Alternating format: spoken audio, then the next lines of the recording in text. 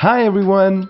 Today we're taking a Band 5.5 IELTS General Writing Task 1 letter and going through it the way an examiner would, looking at all 4 criteria and making specific upgrades at each one.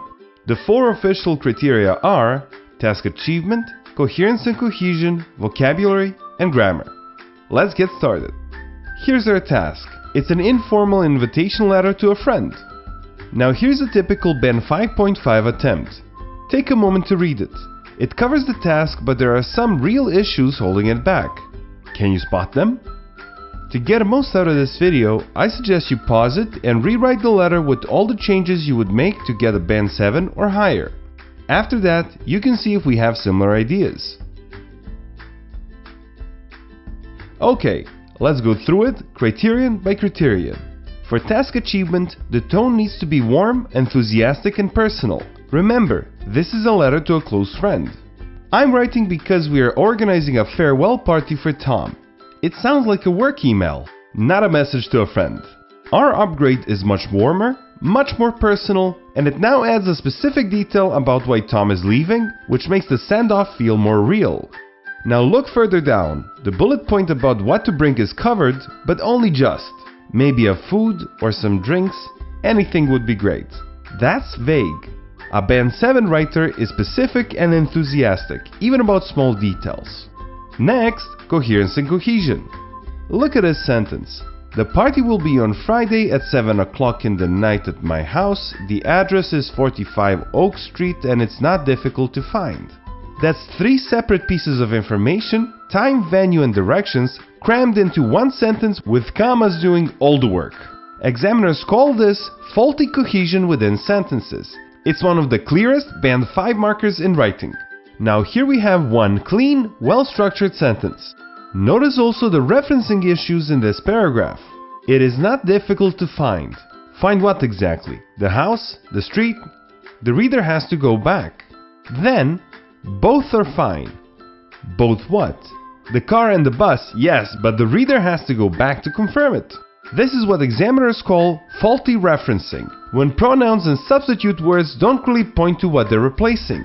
In the upgrade, this problem disappears entirely because the information is structured clearly enough so no explanation is needed. Now for vocabulary. There are 2 types of problems here. First, words that are too simple. The writer plays it safe and the range suffers. Second, words or phrases that show ambition but don't stick the landing. Examiners notice both, but the second type is more significant. It tells them the writer is aware that their default vocabulary isn't enough, but doesn't yet have the control to replace it accurately. Both hold the score at Band 5. First one, it will be very funny. Funny means something makes you laugh. Fun is the word for an enjoyable event. And this, please make me know as soon as possible. The phrase make me know doesn't exist in English. The writer is reaching for a natural expression but landing on something that doesn't work. The last one is a food. Food is uncountable in English. Instead, simply say a dish. Finally, grammar. The errors here are scattered but consistent. Not catastrophic, but frequent enough that the examiner keeps noticing them. First, 7 o'clock in the night. We say at night in general, but for a specific time we use AM or PM. In the night doesn't work here. Now the closing line. I'm really looking forward to see you there. This is a very common error. Looking forward to is always followed by a gerund, not an infinitive. It should be looking forward to seeing. And this one. Subtle but important. We would really appreciate if you could bring something. In English, appreciate needs an object before the if clause.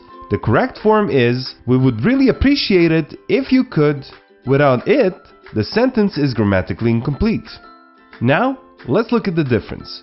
On the left, a letter that covers the task but is held back by collocation errors, run-on sentences, and wrong prepositions. And on the right, a warm, enthusiastic, and natural letter that clearly scores a Band 7 or higher.